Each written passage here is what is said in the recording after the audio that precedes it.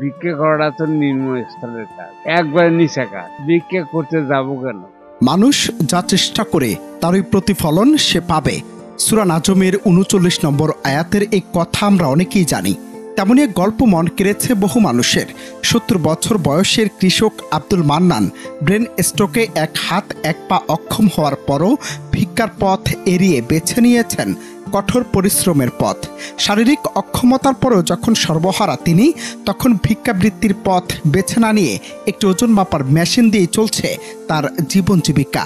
আব্দুল মান্নানের জীবন সংগ্রাম সত্যি অনুপ্রেরণামূলক, যা শারীরিক সীমাবদ্ধতা সত্ত্বেও সম্মানের সঙ্গে বাঁচার এক অনন্য দৃষ্টান্ত স্থাপন করেছে। গাজীপুর জেলার কালিয়াকৈর উপজেলা পরিষদের সরকারি অফিসের সামনে দৃশ্য নজর কেড়েছে সবার।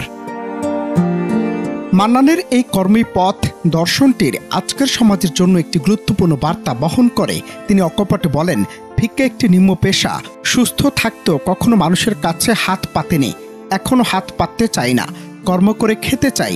প্রতিদিন সকাল থেকে সন্ধ্যা পর্যন্ত তিনি হাসি মুখে মানুষের ভিড়ের মাঝে বসে থাকেন এবং প্রতীকদের ওজন মাপেন। এই সামান্য আয় তার দিন কাটানোর একমাত্র ভরসা। মানুষ যদি দুই চার টাকা দেয়, ওই যে না আমি ভিক্ষা করি না, আমাকে দিয়েন না। আমার যে 10টা মজুরি, 10 টাকা দিলে দিবেন, না দিলে কিছু দিয়েন না, এই করে আমি বলি। কেন? আমার সমাজে তো আর ভিক্ষা করাটা তো নিম্ন স্তরের কাজ, একবারে নিচা কাজ। ভিক্ষা করতে যাবো কেন? হ্যাঁ, আমি কর্ম করে খাই। আমি একটা দোকানের জন্য চেষ্টা করি, দোকান নিয়ে হতেছি, মানে চিনি না শুনি না একটা দিব। একটা দোকান হলে আমার সুবিধা। আমি তো বললাম, এক তো খাওয়াও যায়, এক না খাওয়া যায়, মানে ডাল ভাত খাক মতো দিন কাটে। আর আপনাকে কি বলবো, এই কথার মধ্যে তার কোন চলে না। মানে আজকে মনে করে সব দেশ হয়েছে।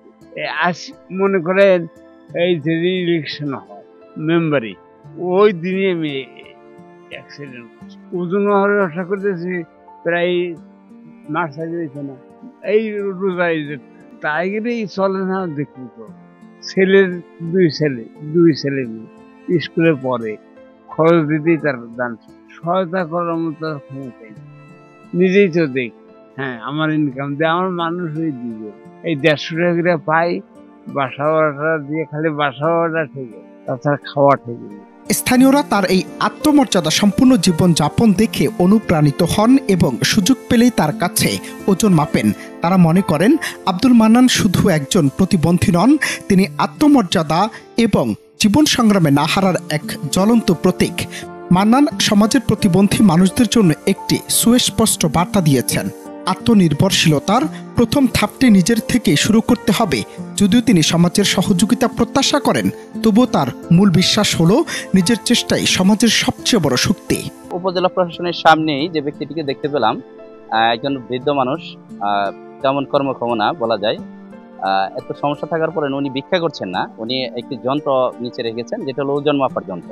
এবং এখানে স্পষ্ট একটা লেখা আছে আর কি, আপনি বলতে পারেন ফেস্টুনের মতো লেখা আছে, যেটাতে লেখা আছে যে আমি ভিক্ষা চাই না, ওজন মাপুন এবং আমাকে কিছু অর্থ দিয়ে যান, যেটা দিয়ে আমার সংসার চলবে। এই যে একটা পজিটিভ থিঙ্কিং, এটাকে আমি স্যালুট জানাই। বেসিক্যালি ওনার জন্য শুভকামনা থাকলো। ধন্যবাদ। আসসালামু আলাইকুম। আমি একটি কাজের জন্য কালিয়াকৈর উপজেলা প্রশাসনে আসছিলাম। তো আমি আসার পরে আমি একটি লোককে, প্রতিবন্ধী লোক, তার সামনে লেখা আছে ওজন, একটা যন্ত্র, সেটা ওজন করে তাকে জানি সাহায্য না করে সেই ওজনের টাকা দিয়ে যেন তার পরিবার চলে। এই লেখাটা দেখে আমি বিস্মিত হয়ে গেছি এবং একটা বিরল একটা দৃষ্টান্ত আমি দেখতে পেলাম। আল্লাহ যেন ওনাকে এই দারিদ্র থেকে পরিত্রাণ করে।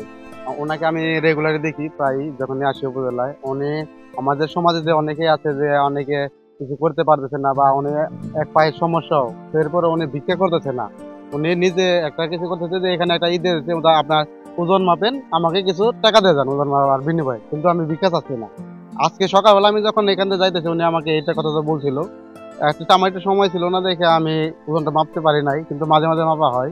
মান্নানের এই গল্পটি সমাজের মানুষের কাছে পৌঁছানো অত্যন্ত জরুরি। এই জীবন যুদ্ধ মানুষকে শেখাবে কিভাবে প্রতিকূলতা জয় করতে হয় এবং সম্মান বজায় রেখে জীবন ধারণ করতে হয়।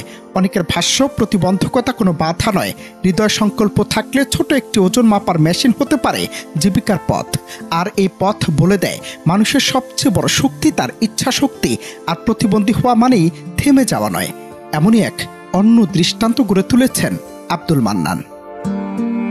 অনন্ত হাসান মাসুদ, বাংলা টিভি।